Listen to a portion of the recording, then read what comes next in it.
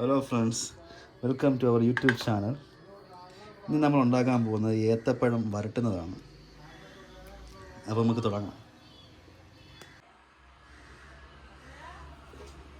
ഈ ഒരു cutting board എടുത്ത് പഴം ചെറുതായിട്ടങ്ങ് അരിഞ്ഞെടുക്കുക.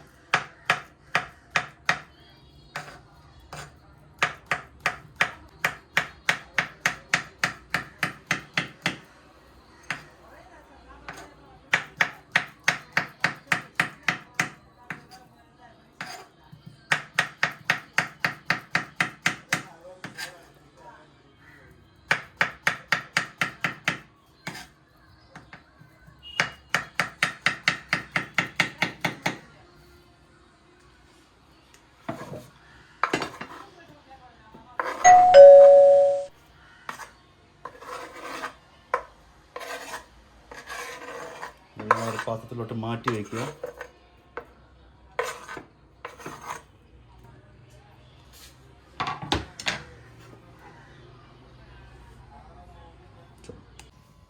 അപ്പോൾ ഈ ഫ്രൈ പാൻ നല്ലോണം ചൂടായിട്ട് കുറച്ച് നെയ്യിട്ട് കൊടുക്കുക.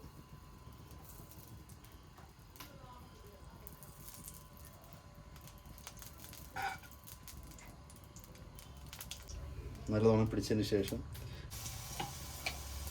റെഡിയാക്കി വെച്ച പഴം മൊത്തത്തിൽ അതിനകത്തോട്ടാണ് ഇട്ടത്. ഇട്ട് ഫുള്ള് ഡ്രൈ ആവുന്നത് വരെ നമ്മളിതിനെ ഇളക്കിയെടുക്കണം.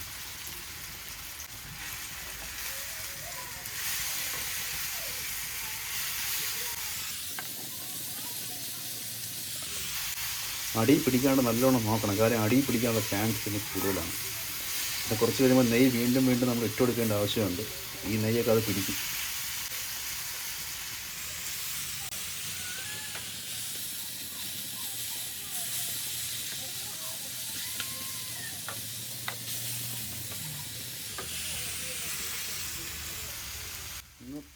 നെയ്യ്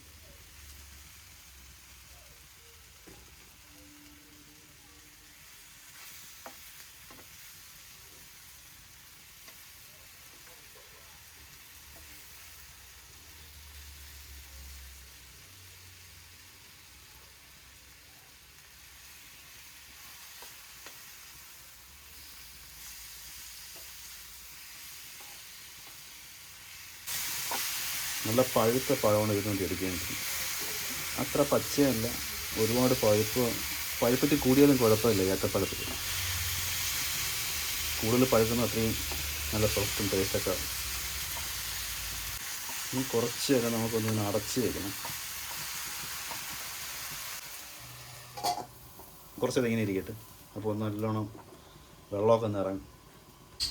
ഇനി ഒന്ന് നോക്കണം. കുറച്ച് നേരം 5 മിനിറ്റ് ആയി നമ്മൾ അടപ്പിച്ചിട്ട്. ഇപ്പോൾ മൂടി വെച്ച് കുറച്ച് നല്ലതുപോലെ അങ്ങോട്ട് ഇളക്കണം. നല്ലതുപോലെ അങ്ങോട്ട് ഉടച്ചെടുക്കണം. ഇപ്പോൾ കുറച്ചുകൂടെ നല്ല ഡ്രൈ ആയിട്ടുണ്ട്. ഇനി നമുക്ക് കുറച്ചുകൂടെ നെയ്യ് ചേർത്തെടുക്കണം.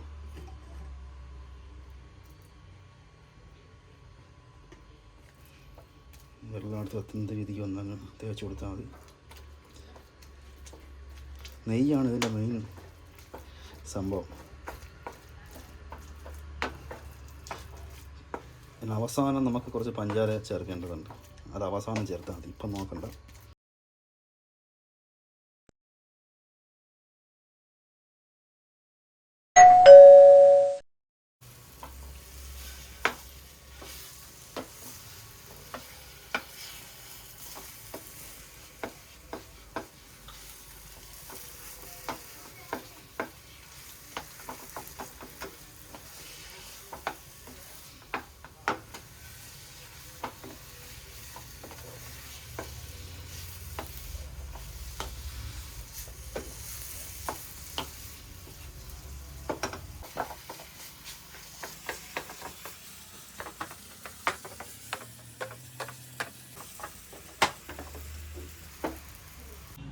ഇനി കുറച്ച് ഏലക്ക ഇട്ട് നല്ലോണം പൊടിച്ചെടുക്കണം.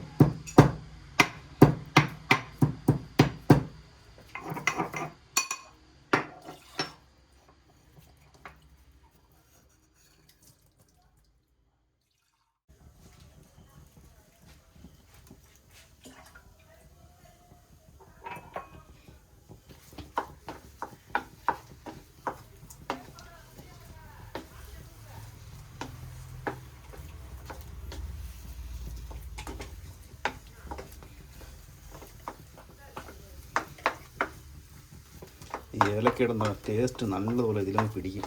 അതൊരു പ്രത്യേക ഒരു ടേസ്റ്റ് കിട്ടും. കുറച്ചുകൂടെ നെയ്യ്.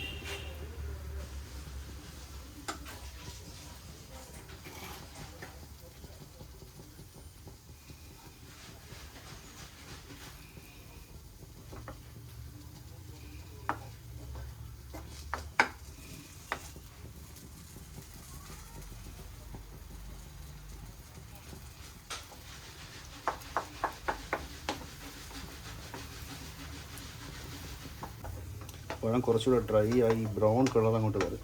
അതാണ് എൻ്റെ പാകം. ഇളക്കിക്കൊണ്ടേ ഇരിക്കണം. ചെറിയ ഗ്യാപ്പ് എടുക്കാവും, അല്ലെങ്കിൽ അടി പിടിക്കും.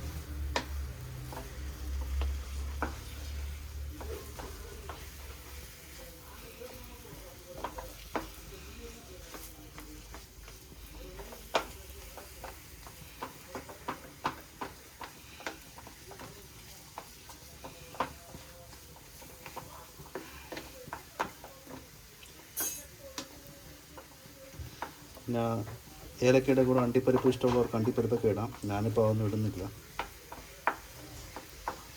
അണ്ടിപ്പരിപ്പ് നട്ട്സ് നമുക്ക് ഇഷ്ടപ്പെട്ട ഏത് നട്ട്സ് ഉണ്ടെങ്കിൽ അതൊക്കെ ഇടാം.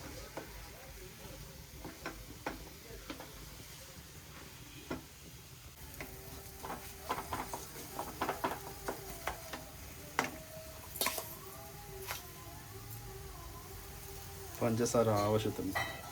ഞാനൊരു 1.5 സ്പൂൺ ഇടുന്നുള്ളൂ. ചട്ടിക്ക് കൂടുതൽ വേണ്ടി വരും.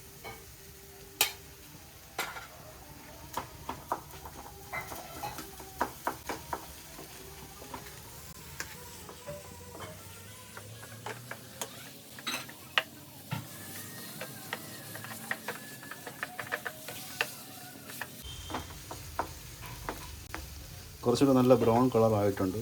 ഏതാണ്ട് പാകമായിട്ടുണ്ട് ഇതിപ്പം. നമുക്കിവിടെ നിന്ന് ഇറക്കാം.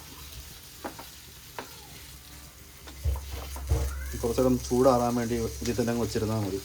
ചൂടാറിയതിന് ശേഷം നമുക്ക് എടുക്കാം.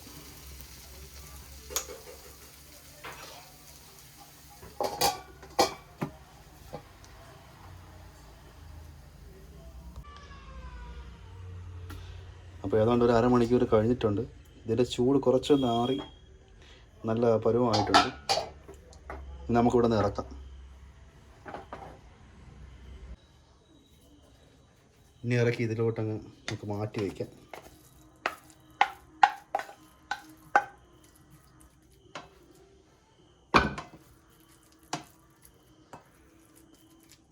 നല്ല കറക്റ്റ് പാകത്തിനായിട്ടുണ്ട്. ഇനി നമുക്കിത് വെറുതെ കഴിക്കാം, ഐസ്ക്രീമിലൂടെ കഴിക്കാം. നമുക്കിപ്പോൾ ഐസ്ക്രീമിലൂടെ എടുക്കാം. ഇനി ഒരു ബൗളെടുത്ത് നമുക്ക് കുറച്ച്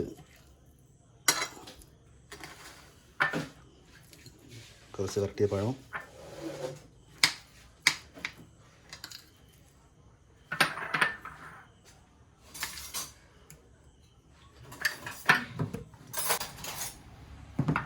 കുറച്ച് വാനില ഐസ്ക്രീം നമ്മൾ വാങ്ങിയിട്ടുണ്ട്. വാനില ഐസ്ക്രീം അതിൻ്റെ കൂടെ എടുക്കണം. വേറെ ഏത് ഫ്ലേവർ ആണെങ്കിൽ എടുക്കാം. ഞാനിപ്പം വാനിലയാണ് എടുത്തത്.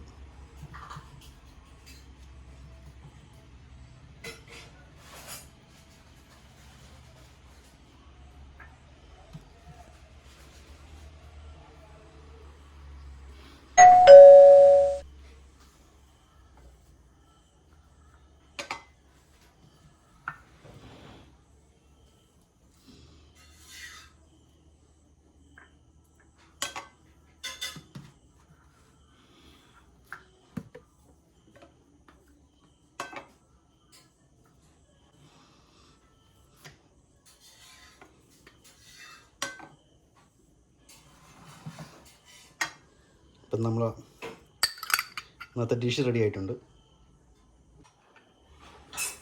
നമ്മളത് കഴിച്ചു നോക്കാം.